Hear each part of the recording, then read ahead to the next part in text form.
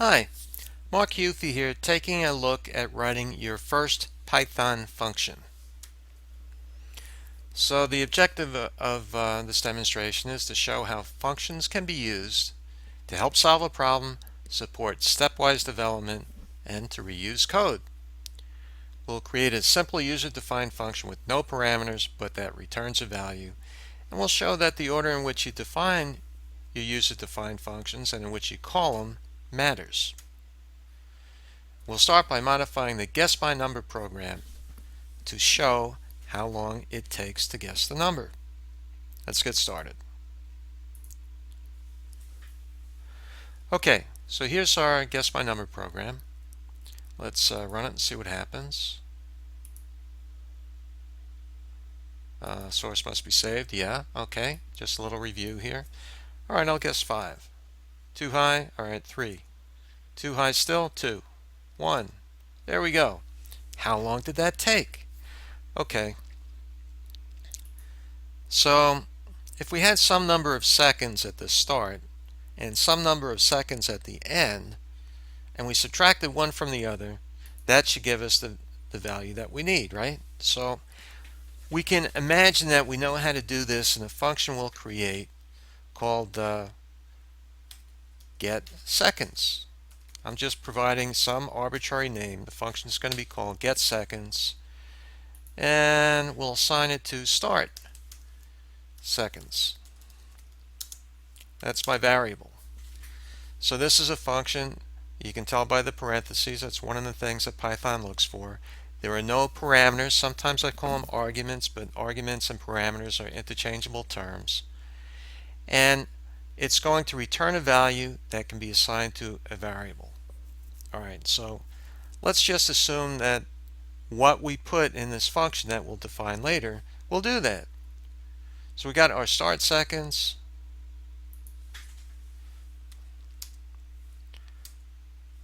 We'll get our end seconds equals get seconds, and we'll print let's see, it took end seconds minus start seconds to guess the right answer. Exclamation. There we go. Okay. All right, so that's how we're going to do it, right? And all right, I'm working in a small screen here. Game over. Okay, let's see how that works. You can say, but that's not going to work. And you would be right, because name error. Python has no idea what get seconds is. It's not defined. Okay, so you were right. It wasn't going to work. All right, so we'll define it up at the top. That's best practices for defining user-defined functions. Get seconds. We just want the rest of the program to work at this point. All right, once we get the main program working again, then we can come back and we can work in just getting our function to work. So what this should do is when we call get seconds, all right, so by defining a function, nothing actually happens. It's only when you call it that something happens. So defining it here, yeah, it's nice that it's up there, but this code is not going to get executed, the simple return statement. But when we come down here, get seconds will jump to where our definition is, and we'll return a value of 10 and assign it to start seconds.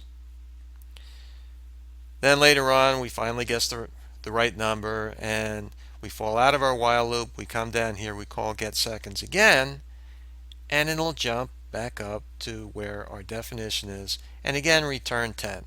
This is sometimes called a stub. It doesn't actually do anything, but it provides enough information in the program so that the program can run. So end seconds will be equal to 10, start seconds will be equal to 10, and this will say it took us no time to run this program.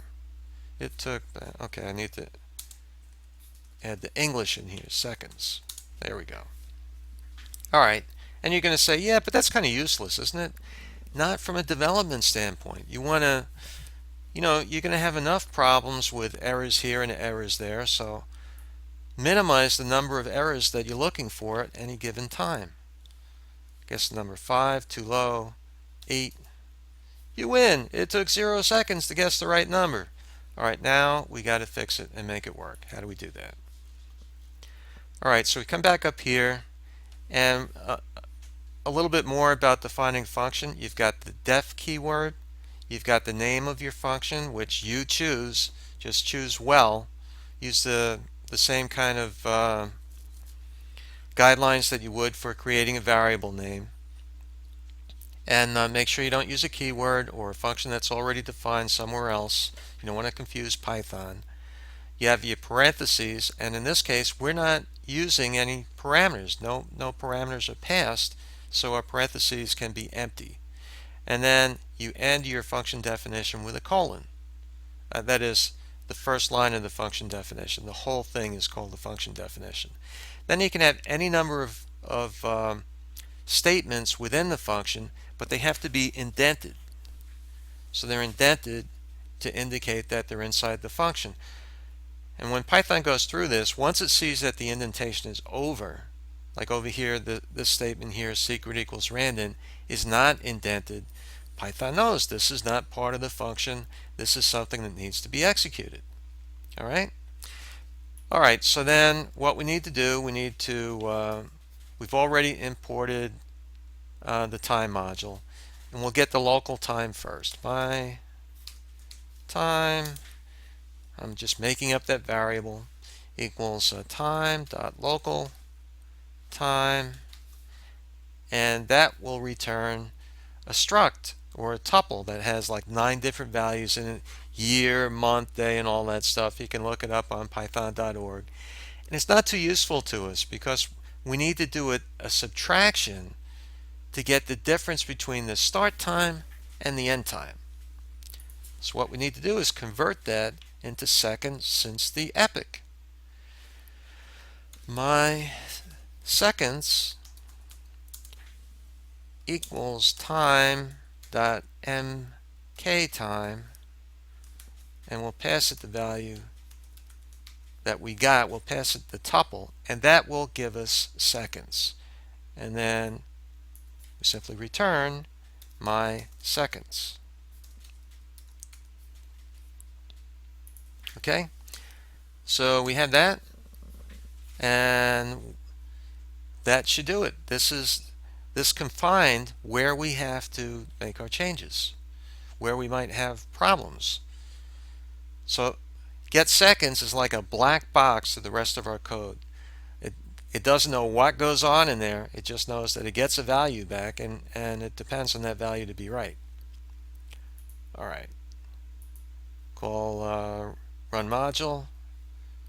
Come over here, guess my number. I'll say 5. Too high. Okay, 3.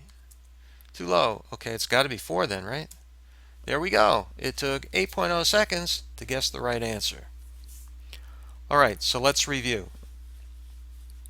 You define a function with the def keyword and a name for your function. Parentheses, which might have parameters. In this case, we don't. We're not passing any information. And a colon. And then the function definition has a number of statements inside of it. And only when the indentation stops is the function definition over. All right, so the statements inside of it have to be indented. You don't have to have a return statement, but we needed one because if you don't get value, information in, and you don't give information back, then what could your function possibly be doing? It's not doing any useful work. Okay, so this is just a definition. Nothing happens until the program gets called. So we come down here, we print welcome, assign 0 to guess, come over here, and we jump to get seconds up here, execute these statements of code. It returns a value here that's assigned to start seconds. We go through all our guesses and all that, finally guess the right number, come down here. Again, we jump back up to get seconds, So now we've already reused our code.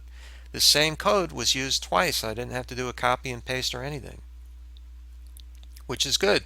Copy and paste leads to what's called code bloat. Usually the smaller your program, the better, because there's fewer lines of code in which there can be errors. And it's easier to read if you did it right. Okay, so then we do our calculation and we're done. So just to make sure we covered all the bases. So we use this new function to help solve a problem. That is, we localize where we did all our time, getting our time from the system and manipulating it into the form that we needed. We did stepwise development, because first we went about just creating a stub of a program that only returned 10, a function there. And then we went back and the next step was to get the function to work. So we did that. We reused code. The function is called over and over again. The statements within the function are only coded once, right? And no parameters, returned a value, and we did define the function up here, but it's worth noting that it's important that it's defined up there. If I do a cut, the control X, and then I define it down here, let's see what happens when we run it. Python says, not on my watch. Name error. I don't know what get seconds is. And you're going to say, yeah, but it's defined down here. Yeah, it might be defined down here, but before the first time it's used, it's not defined. We have to define it before the first time it's used, and that's why we define it at the top of the program. All right, so I hope that helped. And use functions. They make life easier.